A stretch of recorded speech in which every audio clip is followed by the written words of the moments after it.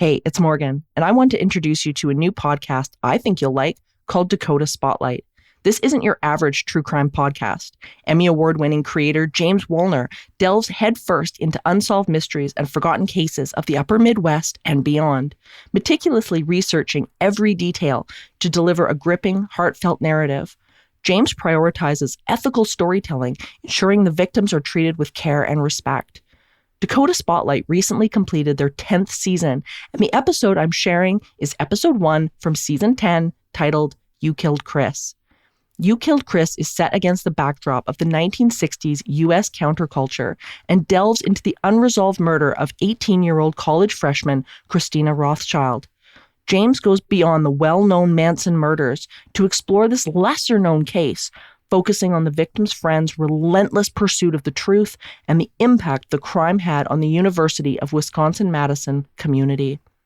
Prepare to be both enthralled and moved as James brings renewed hope for answers while offering a compassionate and soothing voice to the voiceless. Now with 10 full seasons available to binge, search for and follow Dakota Spotlight on Apple Podcasts, Spotify, or wherever you get your favorite podcasts. This podcast describes events that may be disturbing to some listeners, including violent assault and stalking. Please take care while listening. You're listening to Dakota Spotlight. My name is James Woolner. There are few, if any, American crimes which have captivated the same attention and imagination as the Tate LaBianca murders of 1969. And while this season is not about Charles Manson or his Manson family or the murders they committed, in order to fully digest and settle into this story, consider this. Authors, historians, and others have pinpointed those Manson crimes, that is, the murders of actor and model Sharon Tate, her unborn child, and 6 others, as a moment in U.S. history which symbolizes the abrupt end of the 1960s era of peace and love. For many Americans, the national headlines about those savage murders in Los Angeles, California on August 9 and 10, 1969, dramatically and abruptly altered their perception of the nation's counterculture. And like a landslide, it happened quickly and unexpectedly. 5 persons, including actress Sharon Tate, were found dead at the home of Miss Tate and her husband, screen director Roman Polanski. Miss Tate, who starred in Valley of the Dolls, was 8 months pregnant and was found in a bikini-type nightgown with a rope around her neck attached to the body of a man. Among the other victims were Hollywood hairstylist Jay Sebring and coffee heiress Abigail Folger. What had once been characterized by a rebellion against mainstream norms, anti-establishment sentiment, peace, love, resistance to the Vietnam War, and civil rights, the flower power community became instead associated with entirely different things: violence, murder, and evil. One officer summed up the murders when he said, "In all my years, I have never seen anything like this before." And all this, they say, ultimately hurled the nation towards a more suspicious and conservative outlook in the 1970s. In other words, Manson changed everything. Seen from this angle, the Manson family and Los Angeles were ground zero of this change, and the epicenter of it all was that small home tucked away in a canyon in Beverly Hills, where the beautiful Sharon Tate and the others were murdered. However, as with any major shift in a nation's trajectory, it wasn't quite that simple or sudden. Manson wasn't exactly the end of an era, more like the beginning of an end. And if the social fallout from Tate LaBianca was a landslide, well, the erosion beneath had been taking place for a long time. As I said, this story is not about Charles Manson and his so-called family, nor is it about the demise of a beautiful young Hollywood model at the end of an era. No, this story is about a much lesser-known case, a different murder of a different stunning young woman. Unlike Sharon Tate's, this woman's name never captured the national spotlight. In May of 1968, some 15 months before the Tate LaBianca murders, in a location far from the Pacific Ocean and glitz of Hollywood, an 18-year-old college freshman was brutally murdered on her campus. Her killer has never been brought to justice. Her name was Christine Rothschild, and her death took place in an epicenter all its own. Christine Rothschild was a freshman at the University of Wisconsin-Madison during the 1967-68 school year. a pivotal location and time in the United States that would unexpectedly thrust the counterculture movement into the national stage. In this series, we will delve into the murder of Christine Rothschild. We will learn about her upbringing, her short life at the University of Wisconsin-Madison, and we'll explore the world she was navigating in 1967 and 1968. Through interviews I've conducted, you'll hear from those who were there at the time and from people who were not even born in 1967. You'll meet a 90-year-old investigator who questioned a most bizarre and eccentric suspect, a suspect we will be learning a lot about. You'll also meet a gutsy young punk rocker from London, that is London, Ontario, in Canada, who decades later dared to engage that same suspect in a conversation that smacked of sheer madness. But that's not all this story is about.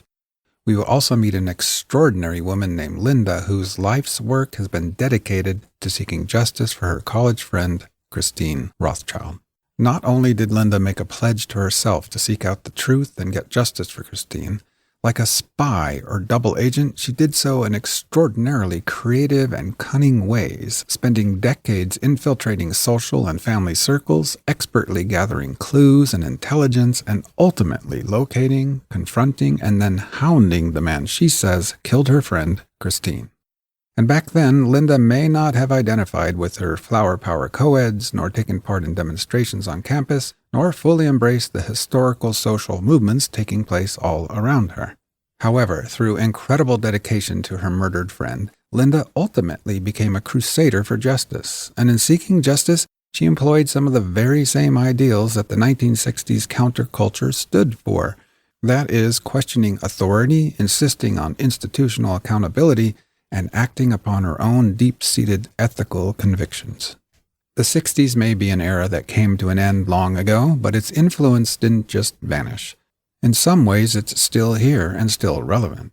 We catch small glimpses of it all the time, in individual acts of kindness, courageous resistance to hate and to bigotry, and as you'll see, embodied in the quest of one woman to catch a killer. Welcome to Season 10, You Killed Chris, a friend's fight for justice.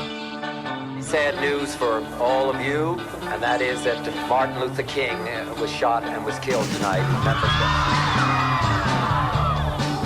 American warplanes have expanded the air war over North Vietnam with the bombing of 5 previously untouched targets near the heart of the port city of Haiphong. Senator Kennedy has been shot. Is that possible? It's possible. He has. Not only Senator Kennedy. Oh, my God. Law and order have broken down in Detroit, Michigan. Largest civil rights demonstration ever in Memphis, Tennessee. That sound you just heard was the sound of a tear gas fired by a police officer. I think the peace movement should have the anger of a Vietnamese woman whose child was burned by napalm, dropped by American planes. A band of Viet Cong raiders blew up a power installation and attacked 2 police stations in Saigon. For it seems now more certain than ever that the bloody experience of Vietnam is to end in a stalemate. The university was not willing to prohibit Dow Chemical Company from coming. Go down the hall, and Christine's room was like in the middle of the hall, down that hall. Well, needless to say, there was a lot of people with bloody heads. I was so frightened, I'd run in, take the test, and then run out. There's something really beautiful about how dedicated Linda has been to the memory of her friend. I think Linda solved the case beautifully.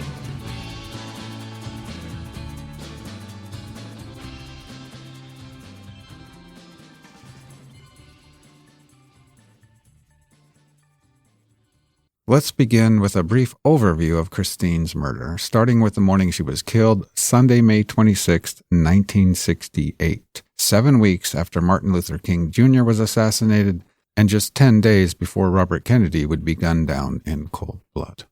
I'll enlist briefly the help of 2 people I've interviewed. We'll be hearing from them later as we look much closer at the details of this day, but for now, here is a high-level look at Christine's murder.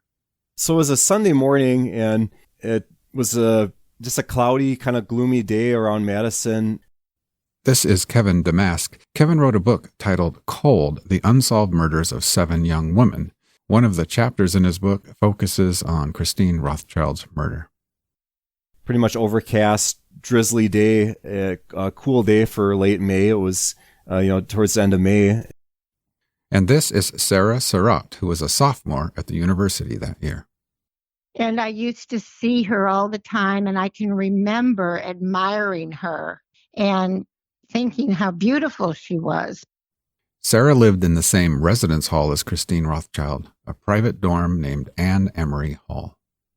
I lived on the same floor as Christine. She lived a few doors down from me. She was tall and thin and had long, straight blonde hair, and she looked like one of those teen models. And apparently she was in high school.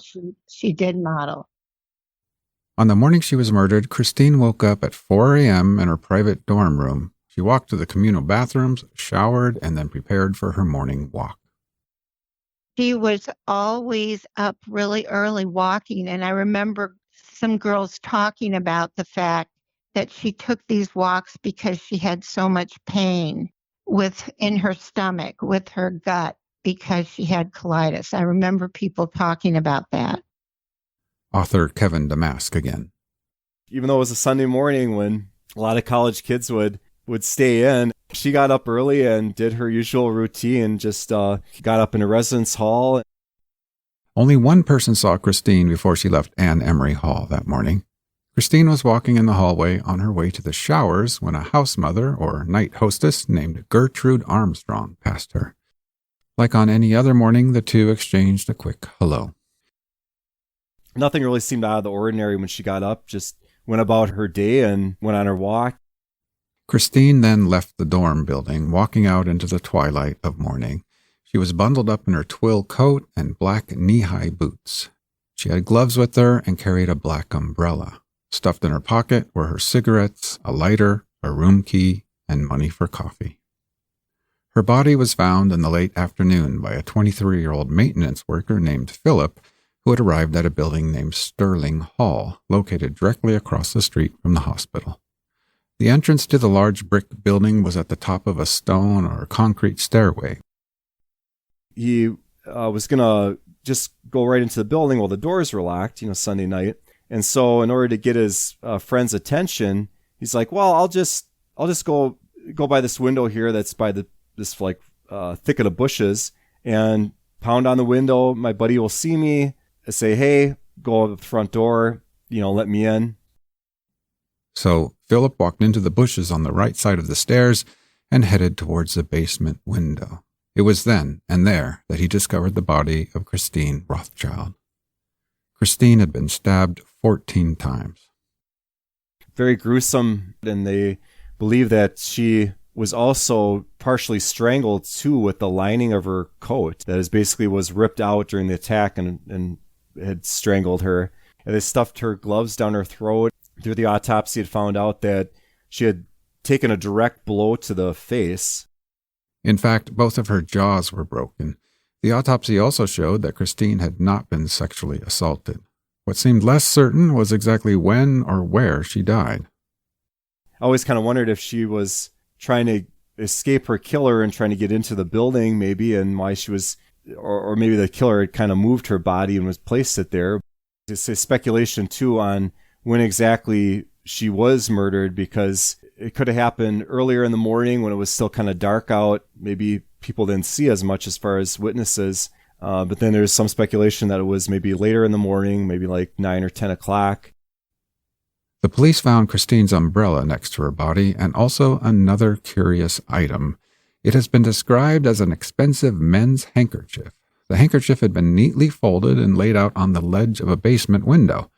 Christine's head was resting on top of the handkerchief. It seemed that she had been placed in that position. Initially, there was, I think, a lot of people that the local police speculated on, a lot of students that they interviewed. Here is Sarah Surratt again. The police questioned everybody at the dorm. And I remember we were at the dorm when they questioned us. We went in a room off of the lobby, I believe, one at a time. And they asked us questions like if she was dating anybody, if we knew who she was dating. And honestly, I didn't know anything about that. This strange-looking creature gave Wisconsin its nickname, the Badger State, and this badger resides at the Milwaukee Zoo, but his kinfolk may be found in forests such as this. 50% of Wisconsin is natural woodland, making it ideal vacation country for anyone who loves the out-of-doors. But the woods and lakes are only part of the story of this beautiful state. In the city of Racine... Before we transport ourselves back in time to explore Christine Rothschild's life and death, before we meet her amazing friend Linda and others who were there at the time, let's get a quick understanding of the location where this all took place, in south central Wisconsin on the campus of the University of Wisconsin-Madison. The state capital is Madison, a beautiful small city with Lake Mendota on the north and Lake Monona to the south. Milwaukee, however, is Wisconsin's major city with a population of over 6... If you're not quite sure where the city of Madison lies, imagine this. You're sitting in your parked car at the state capitol building in the center of Madison, and you're itching to take a road trip. Well, you have some options. Perhaps you'd like to drive 2.5 hours southeast to the big city of Chicago, 150 miles away. Looking for a longer drive? Why not cruise 270 miles in the opposite direction northwest to Minneapolis, Minnesota? Looking for a shorter day trip? Just 80 miles due east of Madison is the big city of Milwaukee on the shores of that gigantic body of water, Lake Michigan. But if it's a lake you're looking for, you don't need to start your car at all. Just a 10-minute stroll away from the Capitol, there are 2 lakes to discover, each in a different direction. The Capitol building and the nearby university campus are both centered on an isthmus, a narrow strip of land between water, with Lake Mendota to the north and Lake Monona to the south. At its most narrow point, this strip of land between the waters measures just 0.7 miles or 1 kilometer across. But if a lake isn't what you're looking for, perhaps you'd like to take a different 10-minute walk and head west to explore the University of Wisconsin-Madison, which, by the way, is commonly referred to as the UW. To get to the UW, you will do what people there have done for over 150 years. You'll walk east on State Street.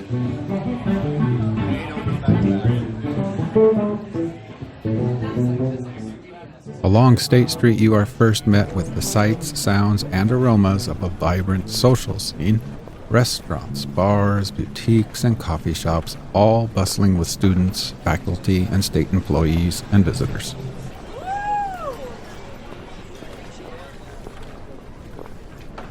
Once beyond this bubbly pocket of activity, you're approaching the campus, true Christine Rothschild country, her old stomping grounds back in 1967 and 1968.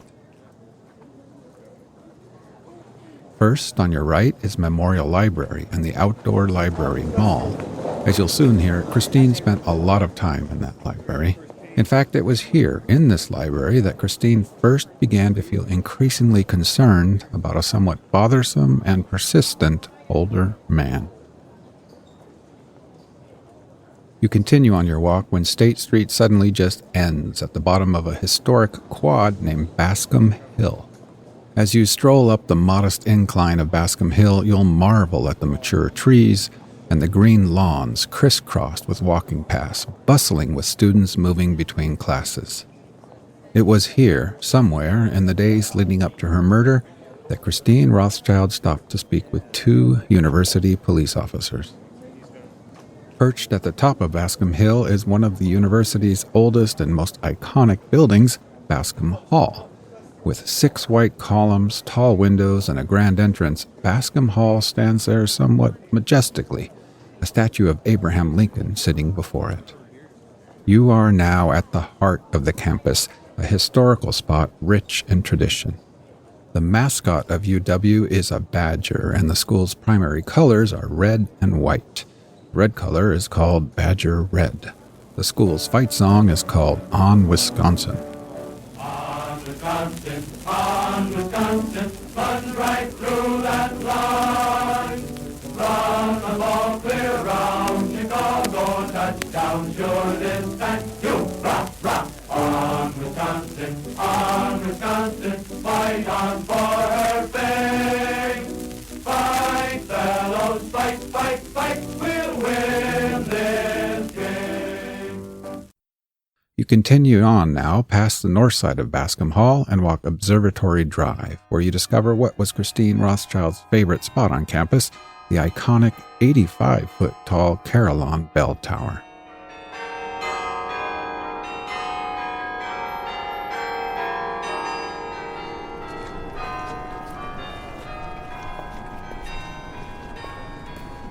To circle back to your car, you head northeast along the northern flank of the campus.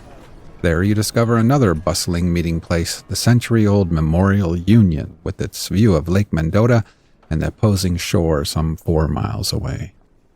On another bustling sidewalk along Langdon Street, you pass the library again, and then suddenly you find yourself standing and looking up at a European-looking 5-story brick building. The address is 265 Langdon Street. Today, it is an apartment building, but when Christine Rothschild lived here, it was a private dorm residence named Anne Emery Hall. Anne Emery was opened in 1930 and quickly became one of the largest and most popular independent private women's dorms on campus. With its ivy-covered brick walls and elaborate stone carvings of knights and rosettes decorating the vaulted wooden doorway, Christine Rothschild's last home feels more European and medieval than 20th century American. Christine first arrived at this spot in September of 1967. She left it for the last time on the early morning of May 26, 1968. During the short 8 months that she was here, it's hard to know exactly how she felt and exactly what she thought as she slept in Anne Emery or while roaming the UW campus. But thankfully, we do know quite a lot. We know what Christine shared with her friend, Linda Schulko. In fact, if it wasn't for Linda, this story would have likely gone lost and mostly forgotten forever. So let's go back to the fall of 1967, when Linda and Christine were freshmen at the University of Wisconsin-Madison. It was here that Linda first met Christine, or Chris, as she was called.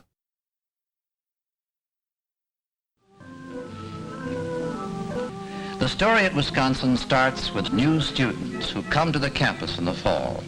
Some from the farm, some from small Wisconsin towns, leaving home for the first time. Some from large cities. Some are freshmen, some graduate students.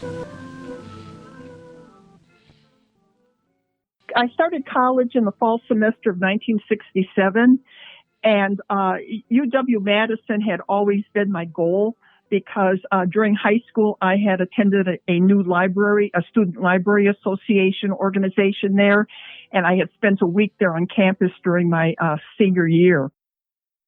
Different ages, different background. Each year, a new community is formed, a brand new little city. Students need a place to live and to eat. They wonder who their friends will be. Everything is strange. I came from a small Catholic girls' academy, which was very conservative, And when I arrived in Madison, it was just actually the antithesis of anything I'd ever seen or known in life.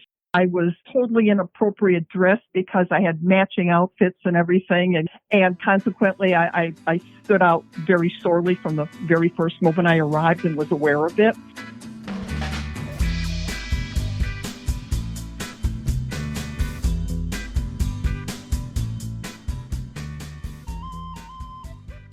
I lived on the second floor of Whitty Hall off on Johnson Street, and the dorm had 1,000 females in the dorm, which was huge to me, having come from a school of 800.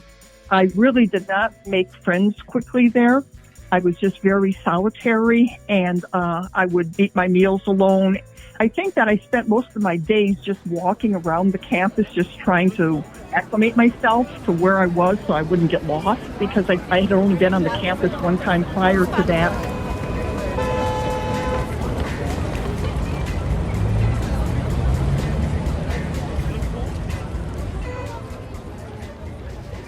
Between the campus to the Capitol, it seemed like there were a million bars, one small bar after another.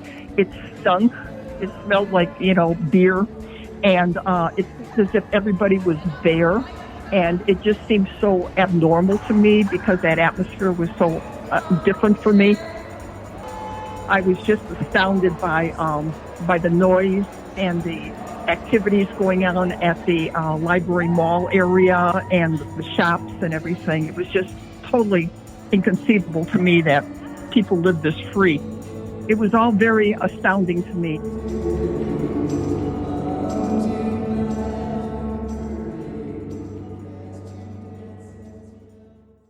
Linda was not in any way alone in her astonishment of what was going on around her. Coming into that fall semester, the whole nation had witnessed a summer like no other. The summer of 1967 is known by two different names, the Summer of Love and the Long, Hot Summer of 1967.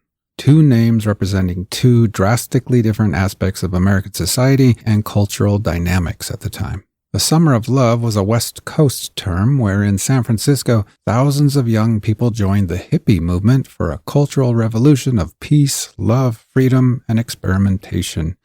The Summer of Love was psychedelics and communal living in opposition to the Vietnam War. The Summer of Love was Janis Joplin and Jimi Hendrix. The other name for this summer, the Long, Hot Summer of 1967, was about something different. Intense civil unrest, racial tensions, and violence, mostly affecting African American communities. There were over 150 riots that summer in response to systematic inequalities, discrimination, poverty, high unemployment, and police brutality. At least 85 people died, more than 2,000 were injured, and about 11,000 people were arrested. What Linda was witnessing on the UW campus and along State Street during that first week of college smacked of the Summer of Love, free-spirited stuff, the counterculture. But the other side of that summer, the long, hot summer of 1967, that was not far away. Back in June of 67, there were riots in Atlanta, Boston, Cincinnati, and Tampa. In July, riots in Birmingham, Chicago, Detroit, Minneapolis, Newark, New Britain, New York City, Plainsfield, Rochester, Toledo, and also just down the road from Madison in Milwaukee. The most destructive riots were in Newark, New Jersey, and in Detroit, Michigan, where 43 people lost their lives.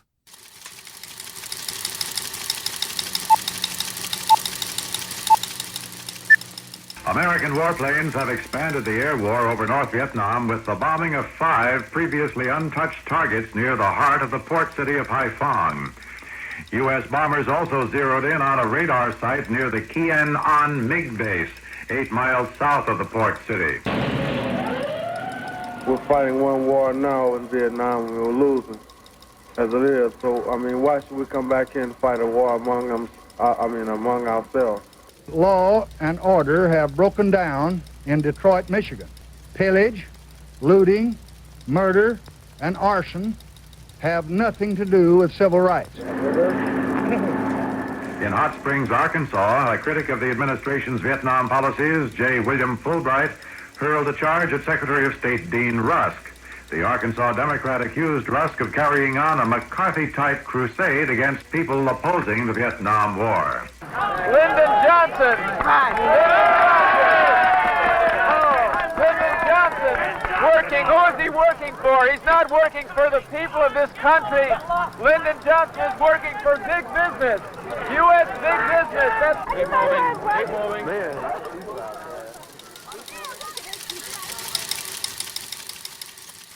The new 1967 Dodge Coronet. Everything you want in 67 is right here. It's under here, where you can get up to 383 cubic inches of muscle. Out here, where the beauty is something you can't escape. It's in here, where the room and luxury leave other cars taking a backseat. New Dodge Coronet, the low-priced getaway car of 1967.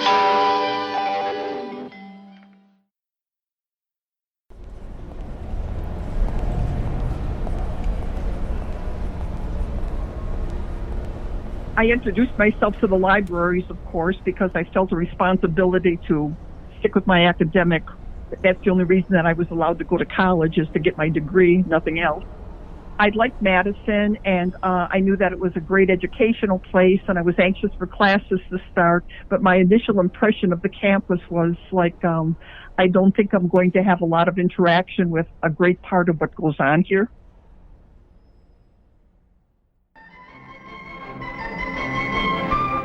Confusion, anticipation, excitement.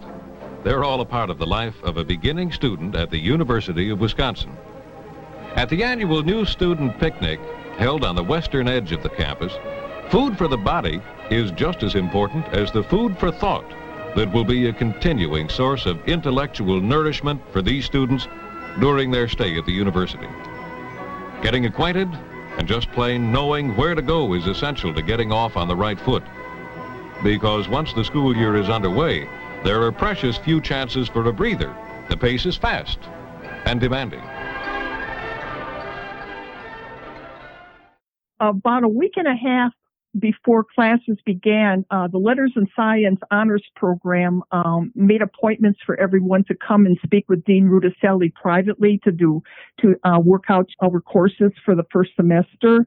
He had a very small office on the first floor of South Hall, which was right next to Bascom Hall, which was the main building on the hill of UW. And we were sitting in there, and everybody was trying to look quiet, sophisticated, and private. And that's how I met Chris. She was wearing like a blue shift with white tights and white shoes, loafers, dressed too well for all of us. but she had no arrogance or presence to her as far as like, well, we're in a different class here or something. One of the guys knocked over a huge rack of brochures. And I mean, it just, in this tiny room, it was everywhere. And right away, Chris got up. There were about 9 of us, 10 of us in the room perhaps.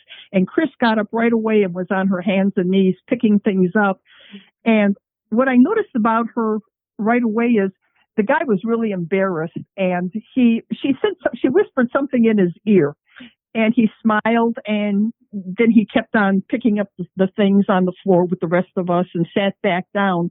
But I was always kind of like, I wonder what she said to him, because he seemed so calm and relaxed afterwards. So when we got done picking up all this stuff that was accumulated on the floor, I took the seat right next to her. And we sat there for a few minutes, and I finally said what my name was, and she introduced herself. And it was kind of a short conversation, and she said she was from Chicago. And I asked her where she lived, and she told me, and we exchanged that kind of information. And that was really about it at that moment.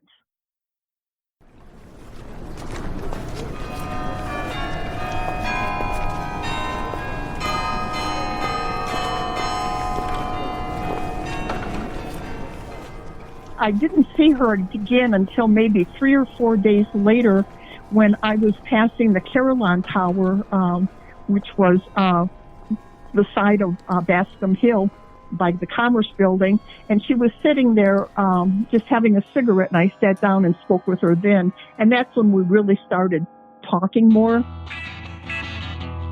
After that, we just became friends.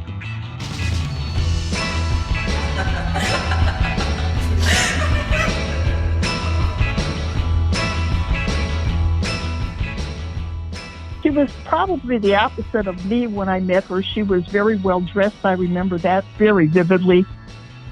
It took a while for me to feel comfortable with the fact that attire-wise, she was smoking and so forth, which I had never done in my life. It was just so different for me, and so I was so unaccustomed to being around people like this that I was a little hesitant at first to even befriend her. But after a few times of meeting her randomly on the hill and so forth, that'll disappear, of course.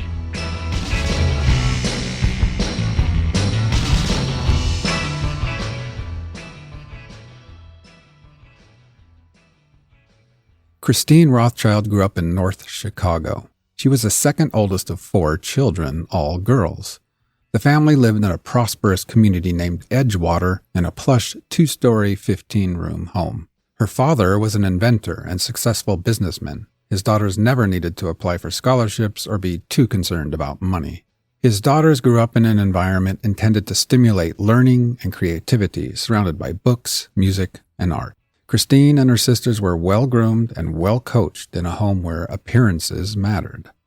Christine attended a huge high school in Chicago named Nicholas Senn High School. Christine excelled at Senn High, ranking 4th in a class of 500. She was also a teen model around Chicago and her older sister a clothing designer. Christine had aspirations of becoming a journalist, and from what Linda recalls about her personality, she probably would have made a really great one. She was very quiet, more the listener than the talker, but she was always listening. It's not like she was tuned out or, her mind was in a different direction. She was just very tuned into when people talk. And when you would be talking, like if I'd be talking or complaining or whatever about class or anything, whatever, she would think before she would open her mouth and say something. She would go, well, how did that happen? Or she'd try to get the whole perspective on the situation. She was very pensive in a way about things. She didn't just blurt things out like I did.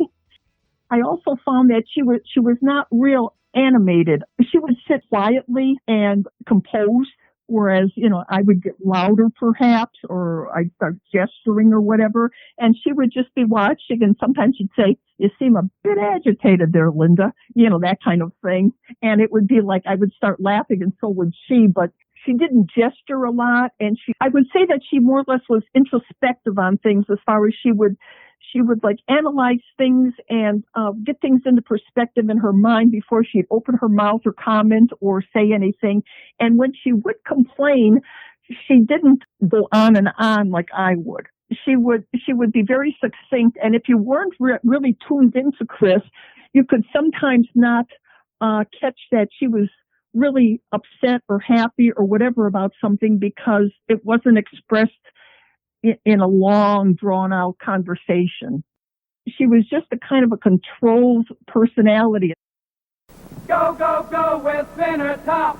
Spinner top here, spinner top there, spinner top everywhere. It's the thing to wear. Keeps your brain warm, gives your ears the air. And when you go, go, go, it's more fun than hair. Everything's more fun with spinner top. Spinner top here, spinner top there, spinner top everywhere. It's the thing to wear. Keeps your brain warm, gives your ears the air. And when you go, go, go, it's more fun than... She was a huge coffee drinker, and she always was smoking. She smoked something I had never heard of, which were lettuce cigarettes. And I think that might be one of the reasons why, even though she was a big smoker, she never had that, what I call the smoker stench to her. Smoked lettuce cigarettes, which was strange to me, and she explained that she had to buy them in particular stores because they weren't that widespread. We used to meet in between classes because she loved to have a cigarette break with coffee, and I didn't drink coffee. I'd always have a shake, a sundae, a burger, chips, whatever. And we would meet then or after classes before dinner. We would meet for an hour or so and sit by the Carillon Tower or go into one of the study areas in the hallway in one of the in one of the buildings, especially Van Heist, because we both took language there.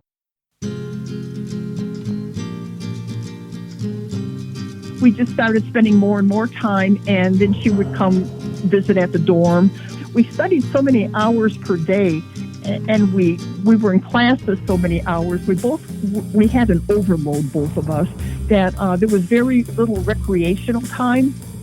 We just didn't have the social time that most people had, even on weekends.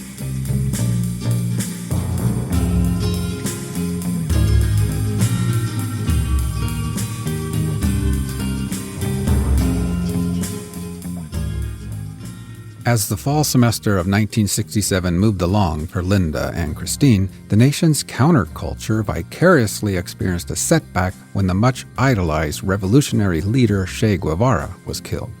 His death became a symbol for the ultimate sacrifice for revolutionary ideals. And not far from Madison, in Milwaukee, it wasn't a hippie or a Marxist guerrilla at the forefront of demonstrations and protests, but actually a Catholic priest, Father James Groppe, who led marches for equal rights and equal housing.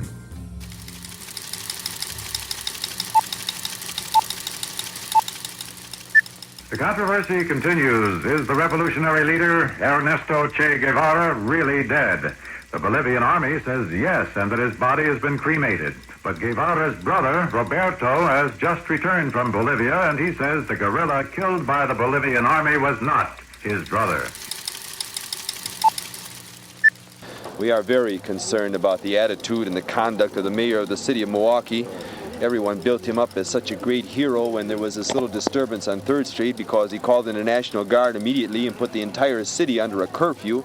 Well, for heaven's sake, we have a right to exercise our constitutional God-given right of free speech. Now, for heaven's sake, he had a white riot on the South Side for the last 2 nights, and what did he call for? A voluntary curfew. He didn't have any voluntary curfew when a few blacks tore up part of 3rd Street. That's what we can. That's a double standard of justice. Well, Father, has your marches to the South Side accomplished anything so far for fair housing? We're going to get fair housing, not only for the city of Milwaukee, but we're going to get it on a national scene. And it's going to be this consistent type of courageous protest that's going to bring about fair housing legislation. Frederick Douglass talked about this 100 years ago. He said, no one ever got their rights given to them on a platter. You've got to fight for it, you've got to struggle for it, and that's what we're doing. We're protesting. Hi-ho, hey, hey, to Wrigley's Spearmint Gum.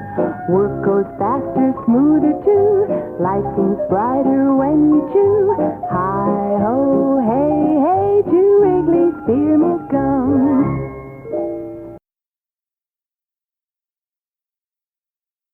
She was a very private person.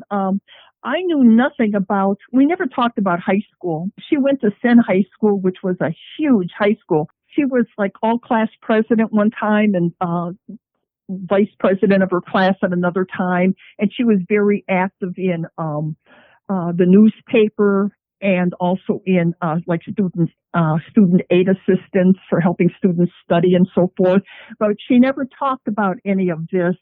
She never said how her class rank was even like 4 out of 500, which to me was something that I think I would have made it known more often than never, you know, in the right circumstances. But none of this would ever be disclosed because she never really focused on herself as far as saying, well, you did this, but in my class we did that, or man, yours was small, but mine was huge, or, you know, nothing. And she never talked very much. Like I'd ask her if she ever went to prom and that, because I never did. She never mentioned like prom or big occasions or things that she attended or participated in that were very important to the campus and to the legend of people really knowing her.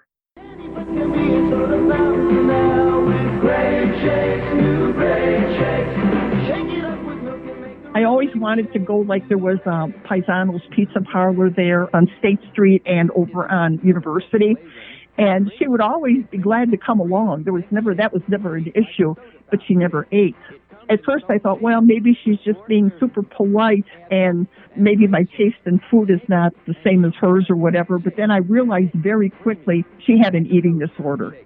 I didn't have a name for it or anything at that point, but I could see that while I'm stuffing my face with pizza or a hot dog over at, one of the places or a bratwurst, she would be having a cup of coffee. So if you want your own soda fountain now, go to the store and get Great Shakes. What's the name of it? Great Shakes. Great Shakes. Still yet to come on future episodes of You Killed Chris, One Friend's Fight for Justice.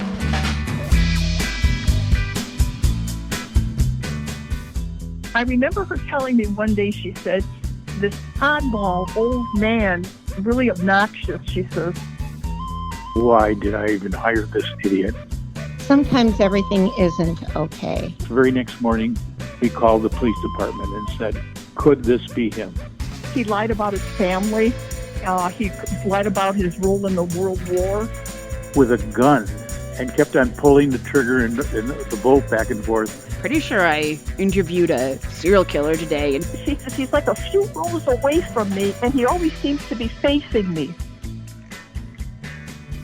Dakota Spotlight is written and produced by me, James Wallner, and is a proud member of the Porchlight Podcast Network. A huge thank you goes out to Linda Schulko for her willingness to share her story with us.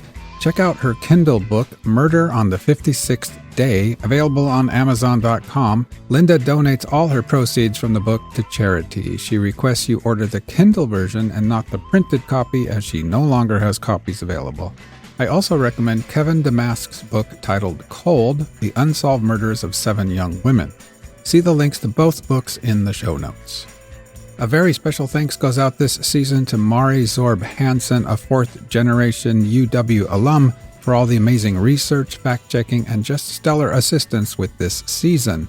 Mari's dedication and hard work on this story is in the memory of her late father, David Zoerb, who was finishing his senior year at UW when Christine was murdered. Thank you, Mari. Contact me by email at dakotaspotlight@gmail.com. Don't miss the amazing Dakota Spotlight Facebook group at facebook.com/groups/Dakota Spotlight. This story took place over 50 years ago, and memories undoubtedly have shifted and evolved with time. Individuals impacted by this crime and others who have looked into this case may have different accounts of events in this story. Thank you so much for listening, and I'll see you next time.